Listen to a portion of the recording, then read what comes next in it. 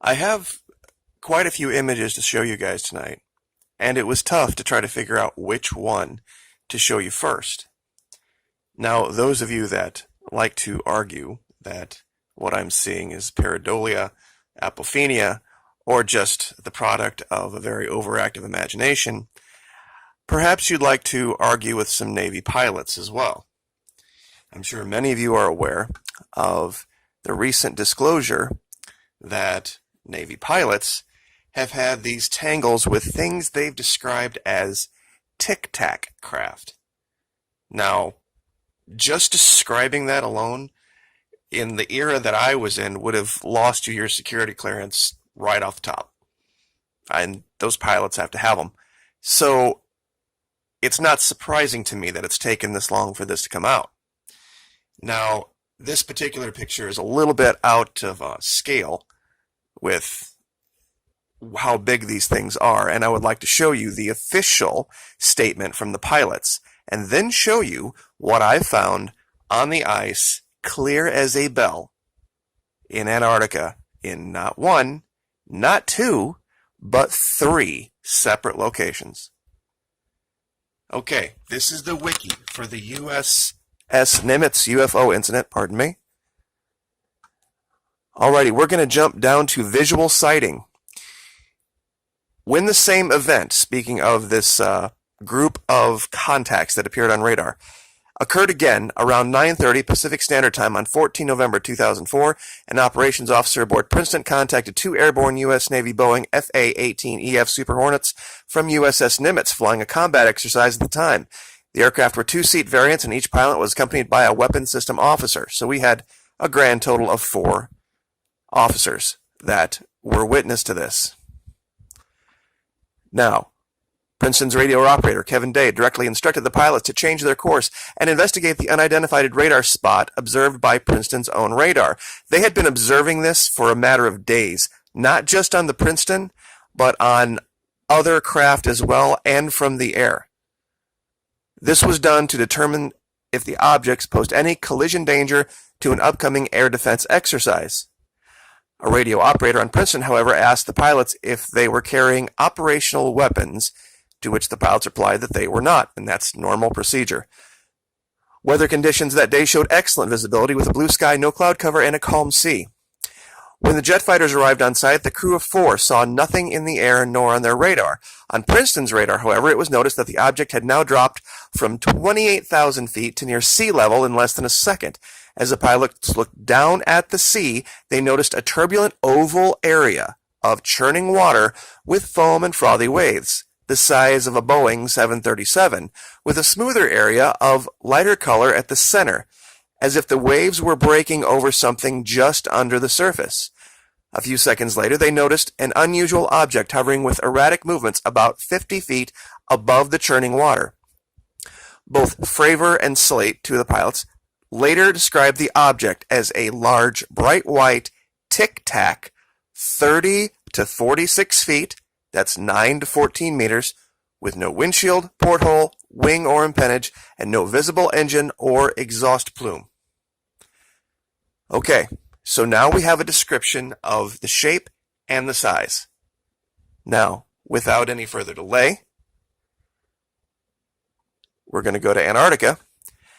And about, a month or so ago, I went through and outlined and showed where there are areas in the Helma Front, Princess Martha Coast, and Coatsland Ranges, also the Haskard Highlands, where there are some very, very high-resolution images that you can look through for yourself.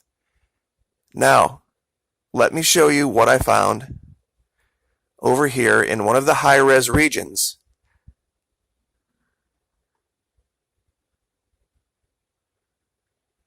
Laying right on the ice.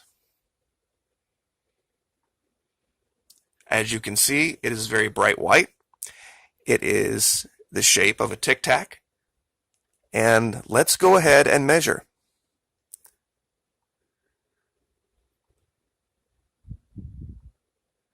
I'll bring this down here so everyone can see it. Measuring in feet. About 56 feet long.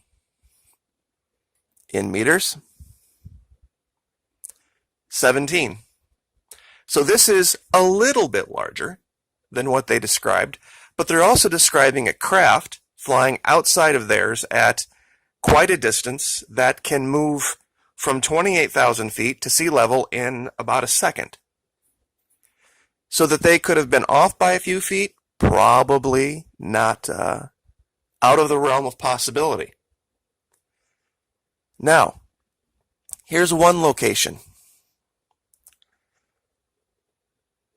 What'll absolutely blow your mind about this one, though, and I'm going to go ahead and show this first, is once again historical imagery will absolutely reveal something beyond belief here.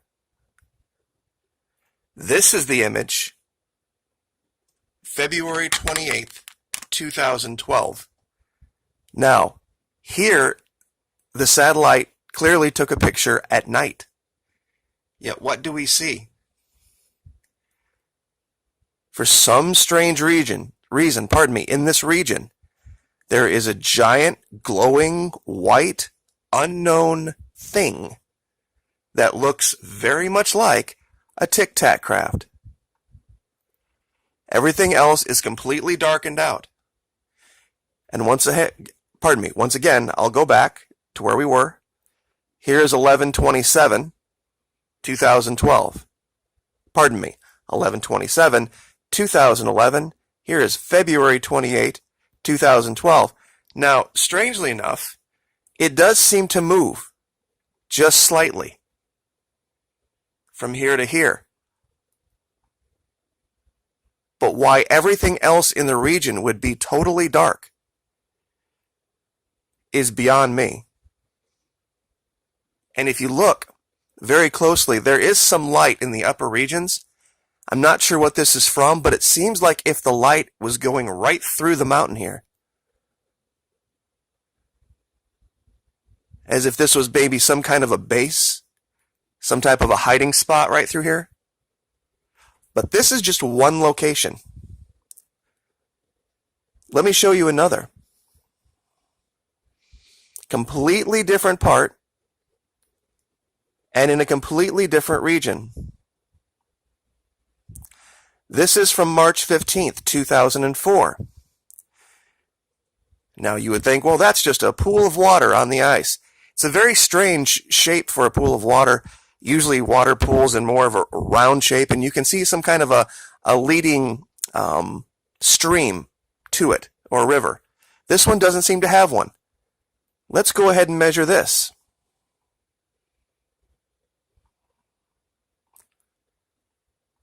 I guess we'll start in meters this time. About 15 meters. Or in feet, about 50 feet. Once again, right where the pilot said the size would be. So this is location 2. Now I'll take you to location 3. And this is way inland. This is one of the discoveries I made in an area, what they call inside the circle. Now this one I kind of left be because it wasn't overly definitive, but it is now, given that the other 2 have shown that they match the description perfectly. It just seems like an area that's incredibly bright in relation to everything else around it, but strangely enough, in the shape of a Tic Tac craft, and, once again, we'll measure.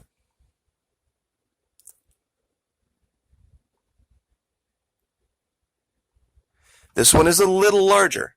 This one is about 60 feet. Or about 19 meters, but still in that same region. So we have 3 locations, exact same shape, exact same color, roughly the same size, within about 5 to 10%. And we have the Navy confirming this, that this is exactly what they saw. At this point, if there was this kind of evidence on another planet for a craft, There would be press conferences everywhere if this was Mars or if this was Venus. But of course, because it's Antarctica, nobody wants to talk about it. And that's the real story here. We have people talking about making announcements soon about something on Mars, blah, blah, blah. Who cares? I mean, talk about the epitome of hubris. We haven't even explored the oceans of our planet. We have an entire continent that most of the advanced cultures of the world can't even visit 6 months out of the year. We should be developing technology to do that instead of chasing ghosts on places that are 6 months away by high-speed spacecraft. Now, this was just one of 3 things that I wanted to cover, and I can't believe I'm already 11 minutes. And I think I'm actually going to save them because they're that big. The other 2 discoveries I found are every bit as important as this. And I'll give you a hint. One of them is a buried Sphinx that I've measured. That is exactly the measurements of the Sphinx in Egypt. And the Sphinx in Egypt, by the way, was buried for most of its life. And I believe they made a mistake in the imagery, that they uncovered something they weren't supposed to. They uncovered a craft of some kind that was burrowing underneath the ice and surfaced, and you can actually see beings stepping out of it. And I'll show that in contrast to what human beings look like in known locations in what we would call the civilized world, and then you can look at those. But once again, you can argue with me about the dragons and about all the animal sculpture all you want.